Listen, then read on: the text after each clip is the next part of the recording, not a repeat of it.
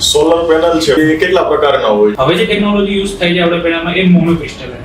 On grid અને of grid આ શું છે? ગવર્નમેન્ટ આપણને જે જગ્યાએથી આપણને જે વીજળી સપ્લાય કરે છે એમાં રિટર્ન થાય છે. સોલર મુકાવવું છે અમારે, પણ કેટલો ખર્ચો થશે? પહેલા એ જાણી લો કે કેટલા કિલોવોટ નાખો છો, તમારા ઘરનું લાઇટ બિલનું કન્ઝમ્પશન કેટલું છે. કઈ બાબતોની સાવચેતી આપણે રાખવી પડતી હોય છે? અમુક કસ્ટમર મારે એવા પણ છે કે 2 મહિને જ્યારે લાઇટ બિલ આવે ત્યારે એમને ખબર પડે કે મારું સોલાર બંધ છે. પર ડે એનું જનરેશન કેટલા યુનિટનું હોય છે? વરસાદી વાતાવરણ હોય તો એની અંદર 50% એનું જનરેશન ડાઉન થઈ જાય. તો એમાં બેટરીની લાઈફ કેટલી હોય છે? દિવસે દિવસે શું છે કે બેટરીમાં પણ ટેકનોલોજી અપડેટ. ફ્લોટિંગ સોલર એટલે શું? ચાઇના વાળા દરિયામાં પણ સોલાર નાખે છે, એને જે પાણીની ઉપર નાખે એને ફ્લોટિંગ સોલાર કહે. તો તમારી પાસે શા માટે સોલર મોકલે? તમારી કંપનીની શું ખાસ યુએસપી છે? મારું એક નિયમ છે કે ક્વોલિટીમાં ન પકડો. નમસ્કાર દોસ્તો, સ્વાગત છે તમારું આ સરસ મજાના પોડકાસ્ટમાં. આપ સૌનો ઉત્સાહ, એનર્જી અને જુનૂનના કારણે જ અમને એક નવી પ્રેરણા મળે છે કે અમે તમારી સમક્ષ કંઈક એવા વ્યક્તિત્વને લઈને આવીએ કે જેમના જીવનમાંથી, જેમના બિઝનેસમાંથી, જેમના કાર્યમાંથી આપણને ઘણી બધી માહિતી મળે અને ઘણું બધું જ્ઞાન આપણને મળે છે. સો આપણે દરેક લોકો આપણે હવે ડિજિટલ થઈ ગયા છે, બધી જ કાર્ય આપણે ડિજિટલ કરીએ છીએ. સેમ એવી જ રીતે એક શબ્દ છે સોલાર. જી હા દોસ્તો, હવે એવું કહેવામાં આવે છે કે હર ઘર સોલાર, દરેક ઘરે સોલાર હોવા જોઈએ. પરંતુ સોલાર મુકાવતા પહેલા આપણા મનમાં ઘણા બધા સવાલો હોય છે. સોલાર શા માટે મુકાવવું જોઈએ? કેટલો ખર્ચો થશે? કેવું એનો ઇન્સ્યોરન્સ હોય છે? એનું મેન્ટેનન્સ કોસ્ટ શું આવતું હોય છે? સોલાર શા માટે મુકાવવું જોઈએ? 1 કિલોવોટ છે તો આપણે કેટલી ઉર્જા ઉત્પન્ન કરીને આપે છે, કેટલી વીજળી ઉત્પન્ન કરીને આપી શકે છે, બરાબર છે? આવા ઘણા બધા સવાલો છે. કેટલો ખર્ચ થશે? કેટલી સબસિડી મળશે? સબસિડી કેટલા દિવસમાં આવશે? આ બધા જ સવાલોના જવાબ સાથે આપણે વચ્ચે એક સરસ મજાનું વ્યક્તિત્વ ઉપસ્થિત છે, આકાશ પ્રજાપતિ, કે જેઓ પોતાનો સરસ મજાનો સ્મિથ સોલાર નામનો એક સરસ મજાનો બિઝનેસ ચલાવી રહ્યા છે. આકાશભાઈ, આપનું હાર્દિક સ્વાગત છે આ સરસ મજાના પોડકાસ્ટમાં. સો આકાશભાઈ, સોલાર એટલે શું અને શા માટે સોલાર મુકાવવું જોઈએ, અને એની પહેલા પણ તમારો ટૂંકમાં પરિચય અમારા વ્યુઅર્સને આપો કે જેથી કરીને તમને બહુ સારી રીતે જાણી શકે. મારું નામ આકાશ પ્રજાપતિ છે. હું વડોદરાથી સ્મિથ સોલાર સોલ્યુશન કરીને એક કંપની ચલાવું છું કે જે સોલાર ઇન્સ્ટોલેશનનું કામ કરે છે. સોલાર એટલે કે સોલાર વર્કિંગ કઈ કરે છે, કઈ રીતના કરે છે એ આપણે પહેલા જાણી લઈએ કે સોલાર પ્લેટની અંદર મલ્ટિપલ સેલ્સ આવે છે કે જે જોડે સિરીઝમાં કનેક્શન કરેલું હોય છે. હવે એ સેલ્સ આવે છે તો સિલિકા એટલે કે રેતી અને કાર્બનને પ્રોસેસ કરીને ઉચ્ચ દબાણે એને હીટ આપીને એક ક્રિસ્ટલ તૈયાર થાય છે. એ ક્રિસ્ટલમાં વાળ જેટલો પતલો એવો એક સિલિકોન એનો વેફર્સ કટ કરવામાં આવે છે. વેફર્સ કહેવાય છે. જેને સિરીઝમાં એક ફ્રેમમાં બેસાડીને એક આપણી પેનલ તૈયાર થાય. તો એ પેનલ મલ્ટિપલ પેનલને કનેક્ટ કરીને આપણા ઘરની ઉપર સોલાર બેસાડો. સોલર પેનલ છે, બરાબર છે, તો એ કેટલા પ્રકારના હોય છે? મુખ્યત્વે એના 3 પ્રકાર છે: પોલીક્રિસ્ટલાઇન, મોનોક્રિસ્ટલાઇન અને થિન ફિલ્મ. એમાં થિન ફિલ્મ આપણા ઇન્ડિયામાં બહુ એટલું પ્રચલિત નથી, બટ 2 પ્રકારની પેનલ આપણા ઇન્ડિયામાં પ્રચલિત છે, એક મોનોક્રિસ્ટલાઇન અને પોલીક્રિસ્ટલાઇન. પોલીક્રિસ્ટલાઇન ટેકનોલોજી થોડી જૂની થઈ ગઈ છે, ઓલ્ડ થઈ ગઈ. હવે જે ટેકનોલોજી યુઝ થઈ છે આપણા પેનલમાં એ મોનોક્રિસ્ટલાઇન. મોનોક્રિસ્ટલાઇનમાં એક સિંગલ સિલિકોનના ક્રિસ્ટલમાંથી તૈયાર થાય છે અને એની એફિશિયન્સી પોલી કરતાં વધારે છે. અને એમાં પણ હવે અપડેટેડ વર્ઝન બધા બાયફિશિયલ છે, ટોપકોન છે, એ બધા નવા રિસર્ચ જેમ થતા તેમ ટેકનોલોજી વિકસિત થતી જાય છે અને આપણને ઓછી જગ્યામાં આપણને વધારે જનરેશન પૂરું. એમાં 2 પ્રકાર આવે છે, ઓન ગ્રીડ અને ઓફ ગ્રીડ. આ શું છે? ઓન ગ્રીડ એટલે કે આપણા ઘરની છત ઉપર જે સોલાર સિસ્ટમ લાગેલી છે એનો સપ્લાય ગવર્નમેન્ટ આપણને જે જગ્યાએથી આપણને જે વીજળી સપ્લાય કરે છે એમાં રિટર્ન થાય છે. અને ઓફ ગ્રીડ એટલે શું છે કે જે ઇલેક્ટ્રિસિટી પ્રોડ્યુસ કરી સોલારે એ આપણે એને સેવ કરીને રાખી શકીએ અને એમાંથી રાત્રે પછી આપણે એનર્જી વાપરી શકીએ છીએ. તો એ ઓફ ગ્રીડ છે. એમાં કોઈ જાતનું ગ્રીડ કનેક્શન હોતું નથી. જ્યારે પેલું ઓન ગ્રીડમાં આપણું સોલાર કનેક્ટેડ હોય છે ગ્રીડ સાથે. દરેક વ્યક્તિના મગજમાં એક ક્વેશ્ચન હોય છે એમ કે ભાઈ સોલાર મુકાવવું છે અમારે, પણ કેટલો ખર્ચો થશે? હવે સોલાર મુકાવવું છે પહેલા એ જાણી લો કે કેટલા કિલોવોટ નાખો છો, તમારા ઘરનું લાઇટ બિલનું કન્ઝમ્પશન કેટલું છે. તો એ પ્રમાણે એ અકોર્ડિંગ ટુ આપણે એમને સજેશન કરી શકીએ. સપોઝ કે તમારા ઘરનું લાઇટ બિલ 4,500 થી 5,000 આવતું હોય તો એની અંદર આપણે 3.5 કેવી આપણે સોલાર નાખી શકીએ.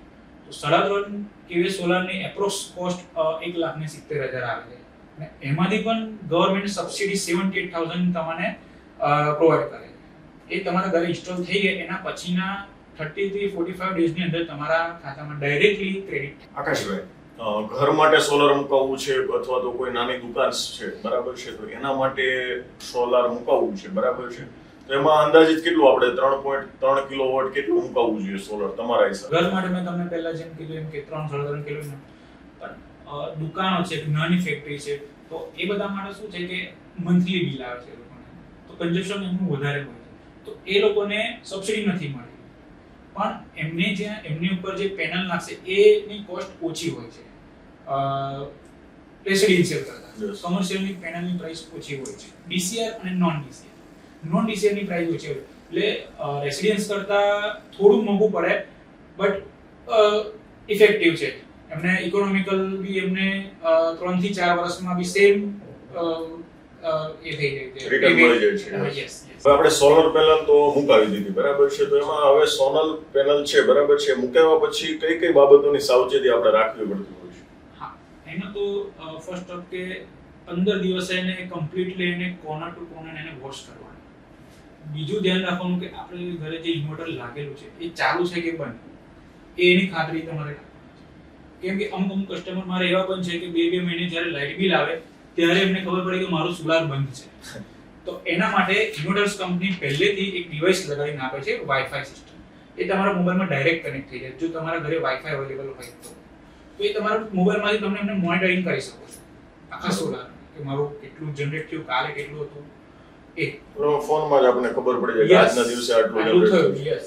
હવે જે સોલાર છે, બરાબર છે, આપણે માની લો કે ઘરે આપણે 3.3 કિલોવોટ નું સોલાર મુકાવેલું છે, તો પર ડે એનું જનરેશન કેટલા યુનિટનું હોય છે અને વરસાદી માહોલમાં કેટલું હોય છે, ઉનાળામાં શિયાળામાં કેટલું હોય છે?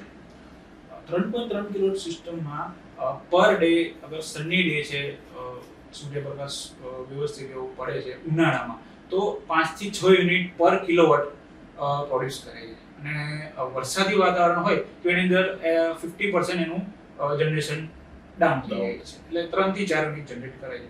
બટ એક મિથ છે લોકોને કે વરસાદી સિઝનમાં જનરેટ કરતું નથી. બટ સોલાર પ્લેટને એવું નથી કે આપણે સૂર્યના જેને કિરણો જોઈએ, થોડું પણ એને પ્રકાશ મળે તો પણ એ જનરેટ 50% તો કરે જ. મતલબ એવરેજ યરલી આપણે ગણીએ તો 4-4.5 ની આવે, 4 થી 5 ની વચ્ચેનો આપણે એવરેજ ગણી શકીએ પર ડે પર કિલોવોટ. પર કિલોવોટ. યસ. સો આપણે જે સોલાર પેનલ મુકાવેલી છે, બરાબર છે, તો એનું રેગ્યુલર મેન્ટેનન્સ છે, બરાબર છે, કેટલા સમયગાળા દરમિયાન કરવું જોઈએ, કેવી રીતે કરવું જોઈએ? આપણા ઘરની છત ઉપર જે સોલાર પ્લેટ લગાવેલી છે એમાં તમારે રેગ્યુલરલી પાણીથી વોશ કરવું જરૂરી છે. નહીં તો મંથની એન્ડમાં તમને આના પર દર કે ધૂળ રચકણો વધારે ચોટેલા હશે તો એ સૂર્યપ્રકાશને જેટલા એબ્ઝોર્બ થવા જોઈએ એ એબ્ઝોર્બ થવા નહીં, પાર્ટિકલ્સ નાના. તો એને શું છે કે પાર્ટિકલ્સ આપણે ક્લીન કરવા બહુ જ જરૂરી છે કે ડાયરેક્ટ સનલાઇટ જેથી આપણે સોલાર પ્લેટ પર પડી શકે તો મેક્સિમમ જનરેશન થઈ શકે. તો દર 15 દિવસે તમે અગર એને વોશ કરો તો આપણી જેની લાઈફ છે એ 2 થી 3 વર્ષ વધી જશે અને જનરેશન બી સારું, જનરેશન બી તમને એવરેજ કરતા વધારે. આકાશભાઈ, ઘણી બધી વખત છે ને એ બેટરી આધારિત હોય છે, બરાબર છે, તો એમાં બેટરીની લાઈફ કેટલી હોય છે? દિવસે શું છે કે બેટરીમાં પણ ટેકનોલોજી અપડેટ થતી જાય. પહેલેની બેટરી આવતી હતી એના અંદર 2 થી 3 વર્ષમાં એનું આયુષ્ય પૂરું થઈ ગયું, એક્સપાયરની લાઈફ પૂરી થઈ. હવે 5 થી 6 વર્ષ સુધીની લાઈફ વાળી પણ બેટરી હવે માર્કેટમાં અવેલેબલ છે. તો ઓન એન એવરેજ તો 5 વર્ષથી લઈને 6 વર્ષ સુધી બેટરી આપણે એનો યુસેજ કરી શકીએ. મેન વાત છે, હવે જે વાત છે એ આપણા ઘણા બધા વ્યુઅર્સનું હોય છે. માની લો કે ભાઈ હું સોલારમાં 3.3 કિલોવોટનો મારા ઘરે સોલાર મુકાવું છું, તો હું જે પેમેન્ટ કરું છું તો એ મને કેટલા સમયમાં રિટર્ન થઈ જશે? હવે 3.3 કિલોવોટની સિસ્ટમ છે એપ્રોક્સ તમને 1,70,000 ની અંદર તમને પડે છે. અને એમાં પણ સેન્ટ્રલ ગવર્મેન્ટની સબસિડી 78,000 સીધી તમારા એકાઉન્ટમાં ક્રેડિટ થાય છે. તો તમારે ટોટલ પેએબલ એમાઉન્ટ ફક્ત 95,000 કે 80,000 માં જ તમને પડે છે. તો એ એપ્રોક્સ તમને 2.5 થી 3 વર્ષમાં એ તમારું વળતર સ્વરૂપે રિટર્ન થઈ જાય છે. અને આગામી 25 વર્ષ તમને ટોટલી ફ્રી ઇલેક્ટ્રિસિટી તમે યુઝ કરી શકો. મતલબ અમુક સમયગાળામાં જે તમને રિટર્ન થઈ જાય છે. યસ. મેક્સિમમ 3 વર્ષ 3 વર્ષમાં. પે બેક થી. હવે આકાશભાઈ, ઘણી બધી વખત એવું થતું હોય કે કોઈ વ્યક્તિને જરૂરિયાત હોય છે 3-4 હજાર લાઇટ બિલ જ આવતું હોય છે, બરાબર છે? તો એને જરૂરિયાત પ્રમાણે તમે કેલ્ક્યુલેટ કરીને આપો કે ભાઈ 3.3 કિલોવોટ તો તમે મૂકી શકો છો. પણ કોઈ વ્યક્તિ એવો હોય કે જેને વધારે મૂકવું હોય, તો એના માટે શું કોઈ લિમિટેશન આપેલી છે, કોઈ લીગલ એક્ટિવિટીઝ છે કે એના કરતા વધારે એમ ના મૂકી શકે એવું કંઈ છે? ના, એવું કોઈ ગવર્મેન્ટે પોલિસી જાહેર નથી કરી કે તમે તમારો જરૂરિયાત પ્રમાણે નખાઈ શકો. રેસિડેન્શિયલ પ્રોજેક્ટમાં તમે ગમે તેટલું તમે નખાવી શકો. તમારા એકોર્ડિંગ ટુ તમારા ટેરેસ પર કેટલી જગ્યા છે તો તમે અનલિમિટેડ એમાં છૂટ આપેલી છે. તમે ગમે તેટલું નખાવી શકો, એમાં કોઈ છૂટ છે. પણ એમાં જે સબસિડી છે એ એક લિમિટેડ કરેલી છે કે અપ ટુ 10 કિલોવોટની અંદર જ તમને સબસિડી મળે. 10 કિલોવોટનો ઉપર જાવ તો એની ઉપર સબસિડી ના મળે. ફિક્સ જ છે. 3 કિલોવોટ થી લઈ અને 10 કિલોવોટ સુધી 78,000. એના પછી એની ઉપર ના મળે. આકાશભાઈ, સોલારની દુનિયામાં એક શબ્દ છે EPC, બરાબર છે? તો એ શું છે અને એમાં શું શું આવે છે?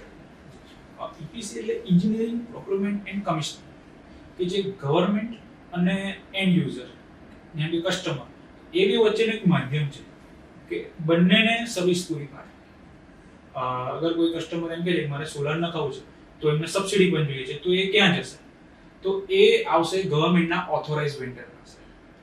ઓથોરાઇઝ વેન્ડર પાસે આવીને એ લોકો એમનું રજિસ્ટ્રેશન કરાવશે અને અથવા તો જાતે પણ કરી શકે છે કે ગવર્નમેન્ટનો જે પોર્ટલ છે PM સૂર્યઘર એ બધા માટે ઓપન છે, કે જાતે જે એપ્લિકેશન કરી શકે. તો એની અંદર તમારો મોબાઈલ નંબર અને ગ્રાહક નંબર નાખીને તમારું સોલાર રજિસ્ટર કરી શકો છો. એના પછીનો સ્ટેપ આવશે કે તમારે વેન્ડર સિલેક્ટ કરવાનો. તો તમારા એરિયાના કોઈ તમને કોઈ ઓળખતો હોય તો એની અંદરથી તમે વેન્ડર એક સારો જોઈ અને સિલેક્ટ કરી શકો છો. એ વેન્ડર શું કરશે કે તમારા ઘરે આવીને ભાવતાલ નક્કી કરી અને તમને સર્વિસ પૂરી પાડશે. અને એ સર્વિસ પૂરી પાડો એના પછી ગવર્નમેન્ટ તરફને પણ તમારા ડોક્યુમેન્ટ્સ ગવર્નમેન્ટને પણ એ કરશે, સપ્લાય કરશે કે આ માણસે આ રીતના સબસિડી લીધી. તો વેન્ડર્સ EPC નું કામ એ છે કે એન્ડ યુઝરને સર્વિસ પૂરી પાડવાનું અને ગવર્નમેન્ટ પાસેથી સબસિડી આપવામાં મદદરૂપ. બંને વચ્ચેનું માધ્યમ વચ્ચેનું માધ્યમ છે બંને વચ્ચે. સો આ EPC માં કયા કયા ચેલેન્જીસ આવી શકે છે, કયા કયા પડકારો આવી શકે છે? પહેલો તો એક ફ્રોડ થી બચવું. અત્યારે ફ્રોડ બહુ જ ચાલી રહ્યા છે સોલારમાં પણ અને બધા સેક્ટરમાં, પણ સોલાર સેક્ટરમાં વધારે ફ્રોડ ચાલી રહ્યા છે. બીજું કે તમે જે EPC કંપનીને કોન્ટ્રાક્ટ આપી રહ્યા છો એ EPC કંપની કેટલી જૂની છે, ગવર્નમેન્ટ ઓથોરાઇઝ છે કે નહીં, અને એમને કેટલા કામ કર્યા છે તમારા આજુબાજુ કે તમારા સિટીમાં. આ નાની નાની બાબતોનું ધ્યાન રાખવું જરૂરી છે. હવે આ જે ક્વેશ્ચન્સ છે, બરાબર છે, એ દરેક વ્યક્તિ જે કંઈ બી અમારા પોડકાસ્ટ જોઈ રહ્યા છે એ બધાનો છે કે ભાઈ અમારે સોલાર મુકાવવું છે.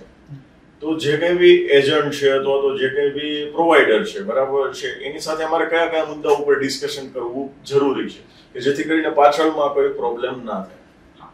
પહેલું તો પ્રાઇસ પોઈન્ટ, બરાબર છે, કે કોઈ હિડન કોસ્ટ નથી કે પાછળથી તમે કોઈ ચાર્જીસ ના લગાડો. સ્ટ્રક્ચર હાઇટમાં લેવું છે, ઊંચું લેવું છે, પેનલ અગર ચેન્જીસ કરીશ તો મારો કેટલો ચાર્જ વધશે.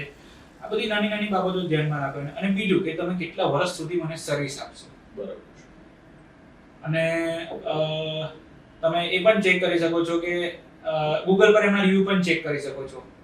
આર્ટિફિશિયલ તો નથી ને કે નેચરલી છે ને, તો એ ચેક, એ નાના નાના મુદ્દાઓ આપણે ચેક કરી શકીએ છીએ કોન્ટ્રાક્ટ કરતા પહેલા. હવે ઘણી બધી વખત છે ને, માની લો કે તમે જે પ્રાઇસ કીધી એ ઓફિશિયલી છે ને એટલો ખર્ચો તમારે આવતું હોય. ઘણી બધી વખત કેવું થાય છે કે જે મેઇન પ્રાઇસ હોય ને એની કરતા નીચા ભાવમાં લોકો સોલાર પેનલ વેચતા હોય છે. એટલે કે આપણે ઘણી બધી વખત સોશિયલ મીડિયામાં જોઈએ છે કે હવે સોલાર મુકાવો માત્ર 75,000 માં, હવે સોલાર મુકાવો માત્ર 78,000 માં, હવે સોલાર મુકાવો માત્ર 80,000 માં. હકીકતમાં એ કોસ્ટ છે ને એ કોઈ વ્યક્તિ જો લીગલી કામ કરે એને પોસાતી જ નથી. તો આપણે કઈ રીતે ડિફરન્શિએટ કરવું? ભાઈ મારે ક્વોલિટી ઉપર કામ કરવું છે કે મારે સસ્તી પ્રાઇસ જોઈને કામ કરવું છે? એમાં કસ્ટમરે કયા પ્રકારનો ડિસિઝન લેવો? મારી પાસે બે પ્રકારના કસ્ટમર આવે છે, એક પ્રાઇસ પોઈન્ટ વાળા હોય અને એક ક્વોલિટી વાળા. ક્વોલિટી વાળા કસ્ટમર એમ કહે છે કે 2-5 હજાર તમે વધારે લઈ લો પણ મને ક્વોલિટી આપો. પ્રાઇસ પોઈન્ટ વાળા કસ્ટમર જોડે હું જ્યારે વાતચીત કરતો ત્યારે મને ખબર પડી ગઈ કે માણસ પ્રાઇસ પર આવીને અટક્યો છે. તો એ પ્રમાણે હું સજેશન કરું કે સર આ મારી પ્રાઇસ છે, આનાથી નીચે નહીં જઈ શકાય અને આ મારે એકદમ લાસ્ટ એન્ડ ફાઇનલ છે. કારણ કે મારું એક નિયમ છે કે ક્વોલિટીમાં નો કોમ્પ્રોમાઇઝ. ક્વોલિટીમાં નો કોમ્પ્રોમાઇઝ. વેલ્ડિંગ અગર એક કાજુ રહી ગયું તો આખું કાઢી લઈને ફરી મારો, બરાબર છે. ભલે એનો ખર્ચો 1000 રૂપિયા. મારા ઘરના બી અગર નહીં ઇન્કમ મારી નહીં થાય, ઘરના 5000 નાખીને મારે કામ કરો થશે તો હું કરીશ. બરાબર છે.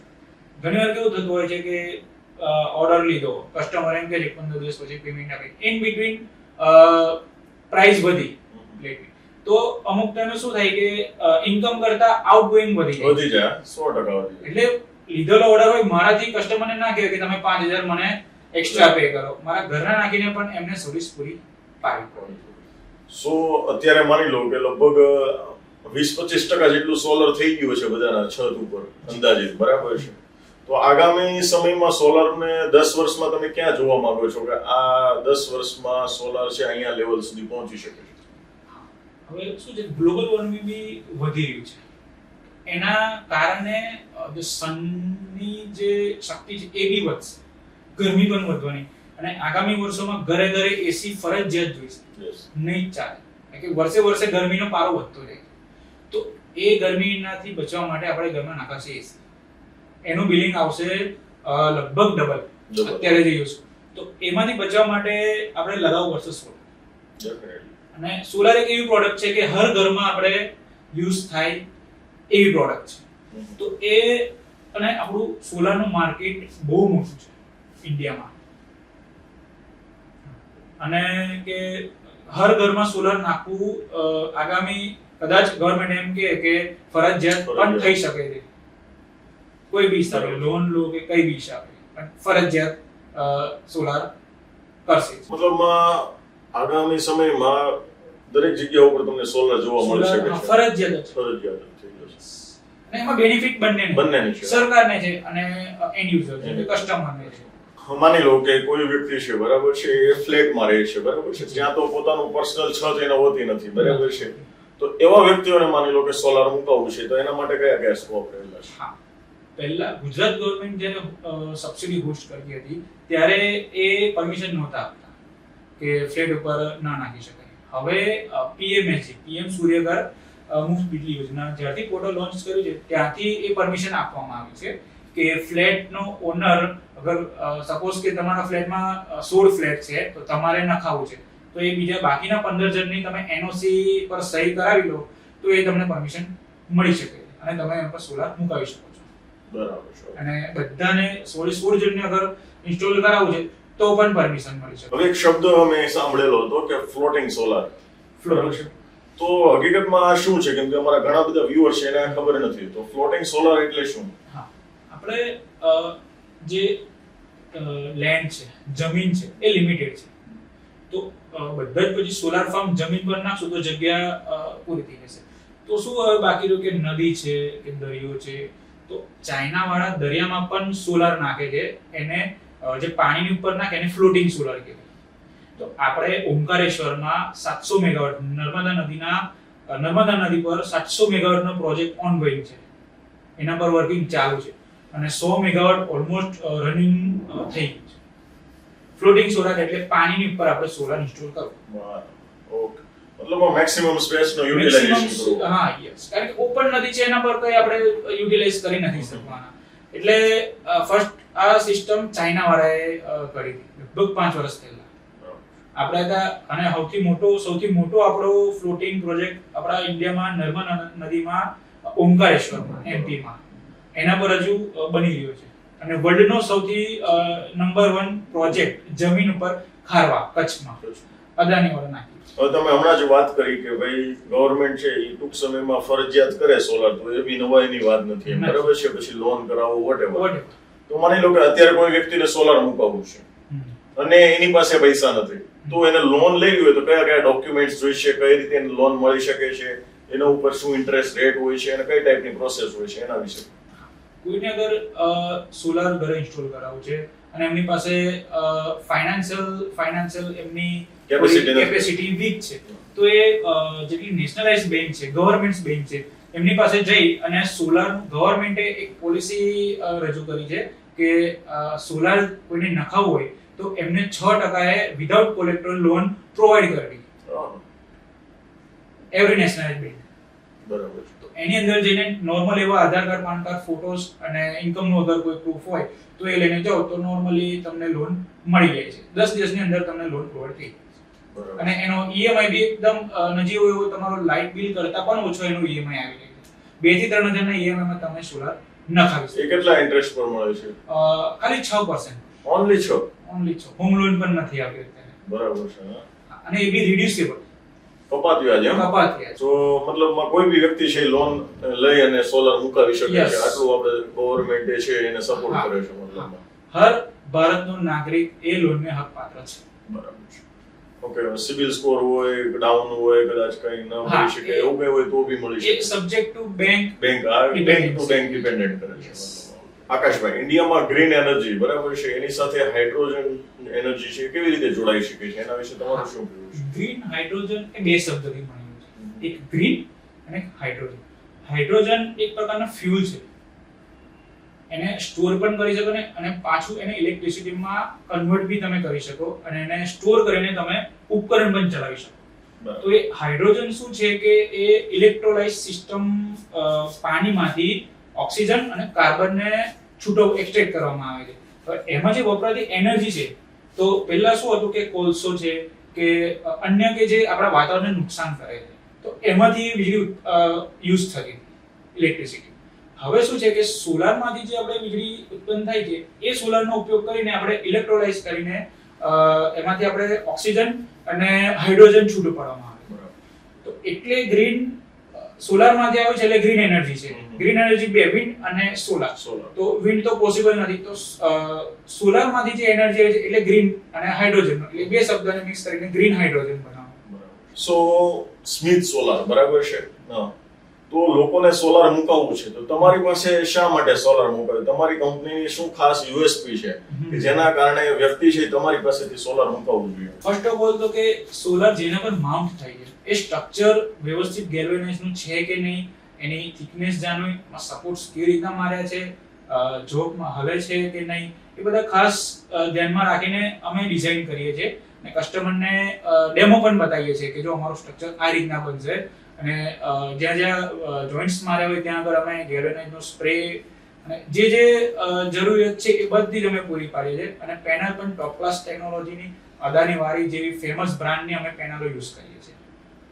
બરાબર છે. અને વાયરિંગ થી લઈને બધું જ અમે ISI standard as per government rules પ્રમાણે અમે યુઝ કરીએ છીએ. સો આફ્ટર સેલ એવી સર્વિસ કેવી હોય છે તમારી? હા, ઘણા બધા એવા કેસીસ છે ઓલ ઓવર ગુજરાતમાં કે સોલાર નાખી તો દેશે તમને, એના પછી સર્વિસમાં તમને ફોન કરશો તો મહિને પણ સર્વિસ નહીં મળે. તો એ તમારે પહેલા એ ચેક કરવાનું કે જે કંપની છે એનો ફીડબેક શું છે, એના રિવ્યુઝ શું છે, એના પછી તમે સિલેક્ટ કરો વેન્ડર તો તમારા માટે સારું. ઘણી બધી વખત છે ને લોકોના મગજમાં સવાલો આવતા હોય છે, એવા એક બે સવાલો તમારી સામે લઉં છું કે ભાઈ સોલાર પેનલ છે બરાબર છે તો રાત્રે કામ નથી કરતી અથવા તો વરસાદ આવે છે ત્યારે બગડી જાય છે, આવા ઇશ્યુ, આવા સવાલોમાં તમે શું કહેવા માંગો છો? સોલાર પેનલ રાત્રે કામ નથી કરતી, પણ આગામી વર્ષોમાં કદાચ એવી ટેકનોલોજી રિસર્ચ થાય કે ભાઈ રાત્રે પણ કામ કરી શકે તો એ એક વસ્તુ રિસર્ચ પર બેઝિસ છે. વાત રહી કે વરસાદના સિઝનમાં પેનલ ખરાબ થાય તો ના, એમાં એર પણ નથી જઈ શકતી, પાણી બહુ દૂરની વાત છે. અને એલ્યુમિનિયમ ફ્રેમની જે લાઈફ છે એ 30 થી 35 વર્ષની એની લાઈફ હોય છે કે પાણીમાં એને કાટ ન લાગે. અને સિલિકોન રબરથી એને સંપૂર્ણપણે સીલ કરવામાં આવે છે કે એર પણ ના જઈ શકે આવી પેનલમાં, તો પાણી તો બહુ દૂરની વાત છે. બીજા એક બે સવાલો હોય છે કે ભાઈ આ લોકો કે ખાલી સોલર પેનલ 25 વર્ષ ચાલશે 25 વર્ષ ચાલશે, પણ સોલર તો 10 વર્ષ જ ચાલશે બરાબર છે. આ બી લોકોની અંદર એક મિથ છે એમ. હા, એમાં શું હોય છે કે 10 વર્ષે એની લાઈફ પૂરી નથી થતી, એમાં જે સોલરની એફિશિયન્સી છે એમાં ઘટાડો આવે છે, પણ એટલો બધો નહીં કે તમારા યુનિટમાં ફરક પડે. માઇનર 2 થી 3% નો તમારા એફિશિયન્સીમાં ઘટાડો આવે 10 વર્ષ. હા, એટલે પછી બીજા 10 વર્ષે સેમ અને બાકીના જે બીજા 5 વર્ષ છે એની અંદર એ એફિશિયન્સીમાં વધારે રિડ્યુસ થાય છે. હા, એટલે જ 25 વર્ષ કે 30 વર્ષની લાઈફ હોય છે. 25 વર્ષ પછી પણ 50% વર્કિંગ તો કરશે. હા, જો એને તમે રેગ્યુલર મેન્ટેનન્સ કરશો તો. આકાશભાઈ, સોલર લગાવતા પહેલા સાઇટ સર્વે લોકો કરતા હોય છે તો એ શા માટે જરૂરી છે? હા, હવે સોલર લગાવતા પહેલા સાઇટ સર્વે એનું પાછળનું કારણ છે યોગેશભાઈ કે આજુબાજુમાં કોઈ હાઈ-રાઇઝ બિલ્ડિંગ હોય, કાં તો ઝાડ આવી ગયું, કાં તો કોઈ બી એવું ઓબ્સ્ટેકલ હોય કે તમારા ઘરની છત ઉપર છાંયડો પડી શકતો હોય, શેડો પડી શકતો હોય. તો એ કારણમાં શું છે કે તમે જે ઇન્વેસ્ટમેન્ટ કર્યું છે એને પેબેક કરવામાં લાંબો સમયગાળો લઈ જશે. તો એ એટલા માટે કે સોલાર પેપર શેડો ના પડે, તો એટલા માટે આપણે એને સર્વે કરવું ખૂબ જરૂરી છે. હવે એક બે સવાલો પર્સનલ તમને પૂછવા છે કે ભાઈ શા માટે તમે ડિસિઝન લીધો કે મારે સોલારના બિઝનેસમાં આગળ વધવું છે? 2016-17 નો ફેઝ એક એવો હતો કે બધા સ્ટુડન્ટને એન્જિનિયરિંગ જ કરવું હતું, ડિપ્લોમા કે ગમે તે. પણ એટલા બધા એન્જિનિયર્સ 2016-17 ના ટ્રેન્ડમાં એટલા બધા નીકળતા હતા કે આપણે બેમાંથી એક હતા. તો એ સમય નક્કી કર્યું કે આપણે આ બિલ્ડનો હિસ્સો તો નથી જ બનવું. એવી કઈ ટેકનોલોજી કે એવું કેવું ફિલ્ડ છે કે આપણે 10 થી 20 વર્ષ આપણું ભવિષ્ય સિક્યોર કરી શકીએ. તો ઘણા રિસર્ચ પછી એક વસ્તુ પર આયા કંપની પર કે આપણે સોલાર ફિલ્ડમાં જઈ શકીએ. તો બીજા જ દિવસથી એના પર આપણે કામ કરવાનું શરૂ કરી દીધું. તમને કોઈ એમ કે ભણીને બહાર નીકળે એજ્યુકેશન કરીને કે સેલેરી કેટલી આપશો, તો તમે એમ કે નહીં મળે સેલેરી, તો તમે ત્યાંથી ઊભા થઈને જતા રહે કે એક્સપેક્ટેશન હોય કે મને આટલી સેલેરી. સર મેં 4 મહિના ફ્રીમાં જોબ કરી. રેટ ઓફ ઇન્ટરેસ્ટ આપણે ગુજરાતી માઇન્ડસેટ શું હોય, ROI હંમેશા કેલ્ક્યુલેટ કરે. બીજી જગ્યાએ જાઉં ત્યાં સેલેરી કેટલી મળે છે શું નહીં, પણ એ જે પહેલી કંપનીમાં ઇન્ટરવ્યુ આપ્યો એમાં શીખવાનું ઘણું બધું. તો 4 મહિના જે બલિદાન આપ્યું અત્યારે એ મને બહુ જ કામ લાગ્યું કે 4 મહિના ભલે સેલેરી નહીં, પણ સેલેરી કરતા ડબલ એમાઉન્ટની મેં નોલેજ એ કંપનીમાંથી મેં. કોઈ પણ બિઝનેસ તમે શરૂ કરો એટલે શરૂઆતમાં ઘણા બધા ચેલેન્જીસ આવતા હોય છે. તો તમારે આ બિઝનેસમાં કયા કયા ચેલેન્જીસનો તમે સામનો કર્યો છે? શરૂઆતમાં મેં જ્યારે શરૂ કર્યું ત્યારે મારી પાસે કોઈ માણસ નહીં, તો હું જાતે મારા હાથથી પેનલ ઉચકી અને ટેમ્પોમાંથી નીચે અને ઓફિસમાંથી ટેમ્પોમાં ચડાવતો હતો. બધું જ કામ હું જાતે કરતો હતો. રાત્રે 2:30-3 વાગ્યા સુધી હું કામ કરતો હતો. કારણ કે એમાં શું છે કે તમારી પાસે પૈસા આવવાના જ્યારે શરૂ થાય ને યોગેશભાઈ, તો તમે ટાઈમ તમે ના જુઓ. એ ભલે 4 વાગે, તમારું માઇન્ડસેટ 100% ફોકસ રહેશે કામમાં. કેમ કે હું અત્યારે કામ કરીશ તો પૈસા જલ્દી આવશે. અને કોઈ બી માણસ કામ ચાલુ કરે કે જોબ કરે કે બિઝનેસ કરે, એનું મેઇન ફોકસ એક જ હોય કે હું મેક્સિમમ 1 મહિનામાં કેટલા કમાઈ શકું. હા, તો એ વસ્તુ મોટી ચેલેન્જ હતી કે મારી પાસે કોઈ કેપિટલ હતું નહીં. છેલ્લા 3 મહિનાની સેલેરી મેં લગાડી દીધી. અને બીજું છે કે આપણે જીવનમાં 2 માણસનું મહત્વ વધારે છે. એક મોટો ભાઈ હો અને આપણા પિતાજી. એ 2 આપણી ઉપર છે તો આપણને કોઈ તકલીફ આવવા નહીં. તો કોઈની કેપિટલની જરૂર હોય તો આ બંને પાસેથી અરેન્જ મને થઈ. હવે આજે તમે સફળતા સુધી પહોંચ્યા છો, બરાબર છે. એક નાનકડા એવા વિચારથી તમે તમારી કંપનીને અહીંયા સુધી પહોંચાડી અને આખા ગુજરાતમાં તમે સોલાર લગાવો છો. તો આ સફળતાનો શ્રેય તમારે જો કોઈ આપવું હોય તો કોને આપશો તમે? પહેલા તો અમારા ગુરુજી કે જે મને શીખવાડ્યું. મારા સિનિયર્સ જેટલી કંપનીમાં મેં જોબ કરી છે એ બધા સિનિયર્સ, અને મારા મોટા ભાઈ અને મારા પિતાજી. આ ત્રણને હું શ્રેય આપવા માંગીશ. આવનાર સમયમાં તમે તમારી કંપનીને કયા લેવલે જોવા માંગો છો? તમારું વિઝન શું છે કંપનીનું? આવનારા સમયમાં મારી કંપની 10 વર્ષની અંદર એપ્રોક્સ મારે 100 કરોડનું એક એમ્પાયર બિલ્ડઅપ કરવું છે. પ્લસ કે બધાને સાથે લઈને ચાલવું. બરાબર. અને મેક્સિમમ કેટલા જણને રોજગાર આપી શકું એ પણ ધ્યાનમાં લઈને ચાલવું. વડોદરા સિટીમાં તમે તો આખા ગુજરાતમાં કામ કરો છો, પણ ખાલી આપણે વડોદરા સિટીની આપણે વાત કરીએ તો EPC તરીકે અત્યાર સુધીમાં તમે કેટલા પ્રોજેક્ટ કમ્પ્લીટ કરી ચૂક્યા છો? હા, 450 પ્લસ ઘર પર આપણે સોલાર નાખી ચૂક્યા. વાહ ભાઈ વાહ, જોરદાર. મતલબ સ્ટાર્ટ કર્યું અને થોડા જ સમયગાળામાં તમે 450 લોકો સુધી પહોંચી ગયા. કારણ કે કામ બોલે છે, ક્વોલિટી બોલે છે. ક્વોલિટી તમે અગર ડિલિવરી કરશો તો કસ્ટમર તમારી પાસે સામેથી આવશે. કારણ કે એક ઘરમાં તમારી બાજુમાં નાખું તો તમે ક્વોલિટી ના ગમે કે ભાઈ આ તો ટકલાદી નાખી ગયો છે કે સર્વિસ નથી આપતો. અને આપણા ભારતમાં બિઝનેસ કરવાનો છે તો ઇમોશનલ થી કરવાનો. તમે ટેકનિકલી સમજાવવા જશો કે હું સોલાર વેચું તો નહીં લે સાહેબ, લાઇટ બિલ ના ભરાય, મરી જવાય. એ હદ સુધી અમને સમજાવવાનું કે સાહેબ સોલાર લાઇટ બિલ ના જ ભરાય. ક્વિક ડિસિઝન લેવડાવવાનું બરાબર. કસ્ટમર. તો આ રીતના તમે અગર બિઝનેસ કરશો તો તમે ઓલવેઝ સક્સેસ થશો.